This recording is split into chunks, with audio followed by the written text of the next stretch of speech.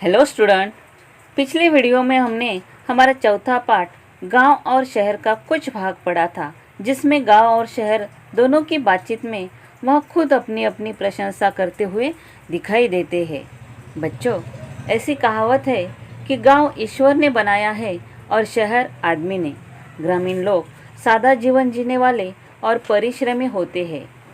भारत अपने कुछ शहरों में ही नहीं बल्कि 7 लाख गाँव में बसा हुआ है, लेकिन हम शहरवासियों का ख्याल है कि भारत शहरों में ही है और गाँवों का निर्माण शहरों की ज़रूरतें पूरा करने के लिए ही हुआ है।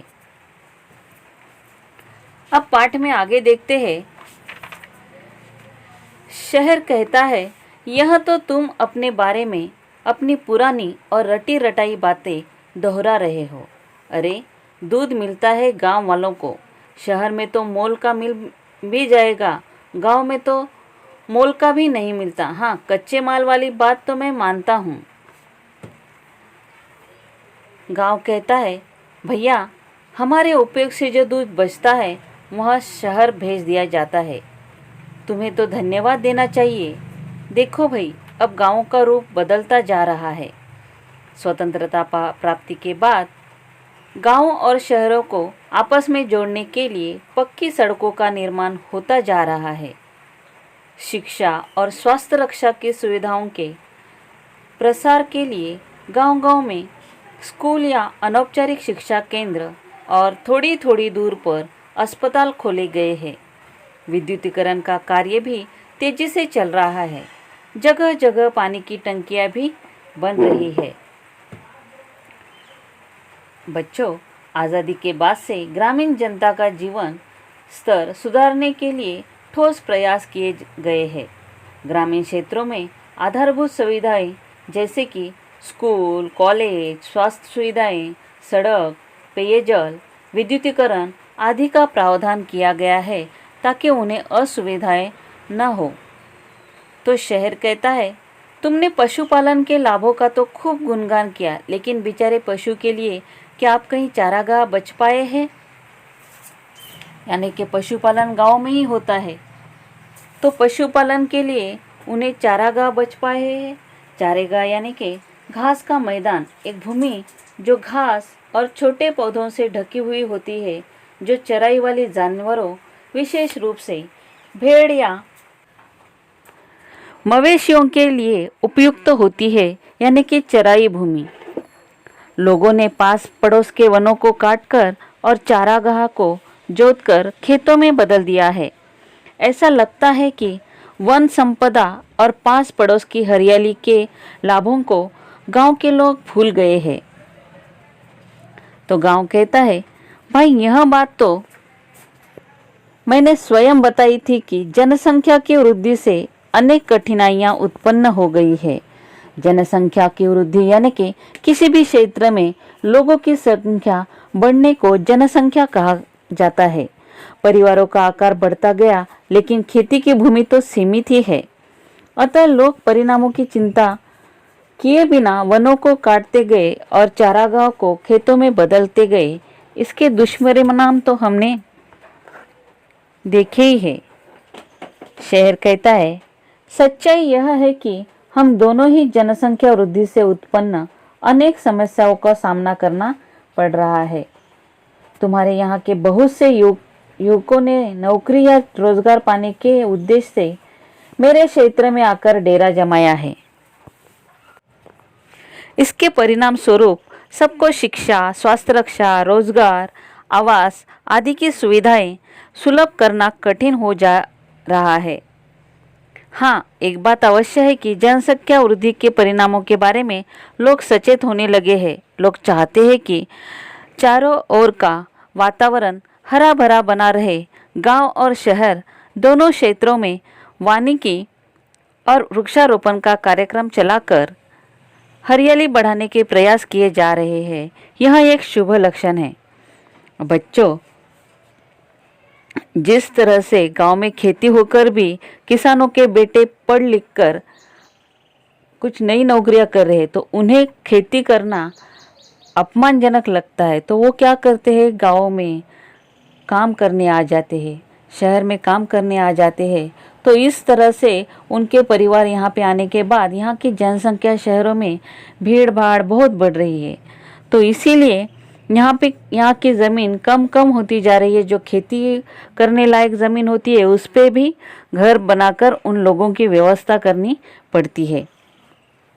तो गांव कहता है, यह बात तो ठीक है, लेकिन मुझे तुम्हारे बढ़ते आकार से खतरा है।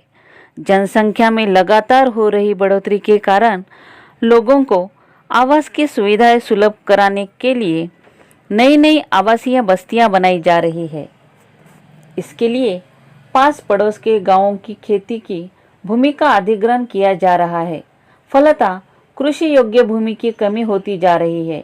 यदि खेतों के लिए भूमि कम होती गई तो अन्न और सब्जी के उत्पादन पर बुरा असर पड़ेगा। यानी कि हम रहने के लिए ही अगर ज़मीन का इस्तेमाल करने लगे तो हम अनाज किस ज़मीन पर उगाएंगे।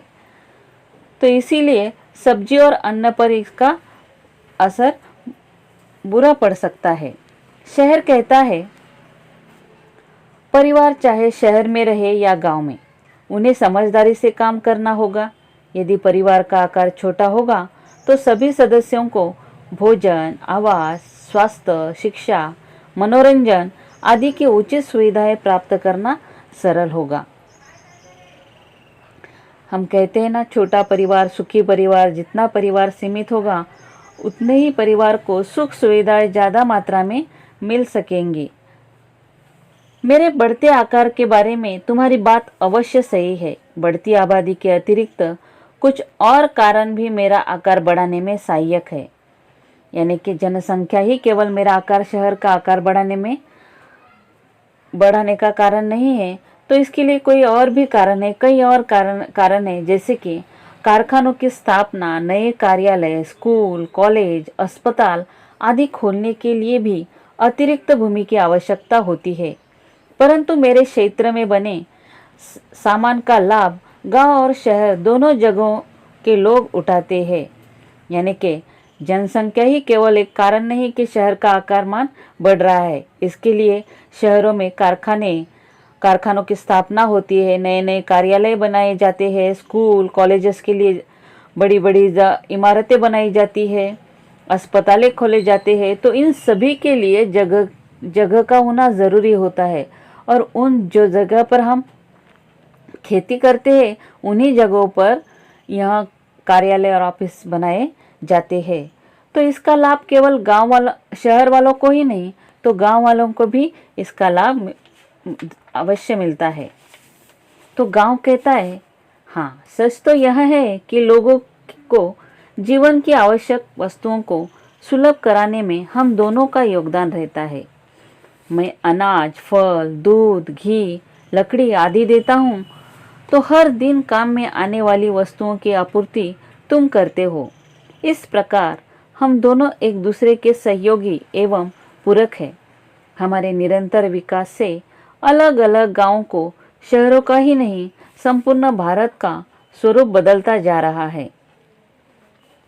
तो शहर कहता है, कुछ भी हो, गांव के लोग अब भी पिछड़े हुए हैं। न उनके पास विचार है, न उन्नति की योजनाएं हैं।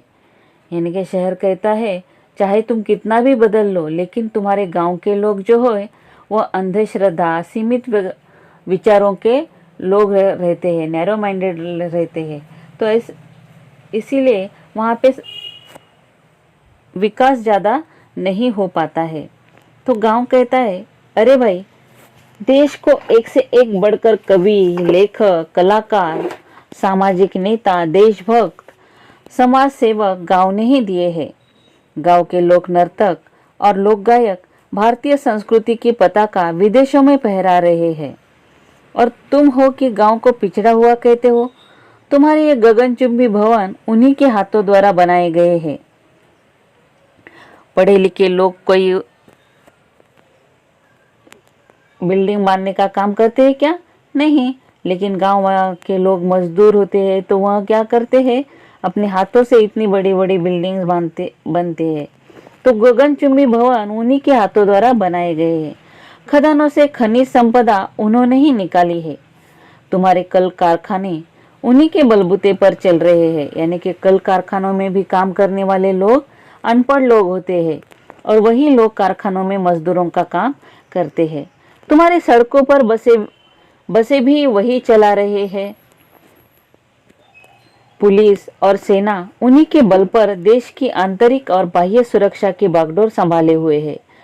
न भाई न, इतने कृतज्ञ मत बनो। कृतज्ञ यानी कि किए गए उपकारों को न मानने वाला। गांव की भी दशा सुधर रही है, इससे दोनों के बीच अंतर घटता जा रहा है।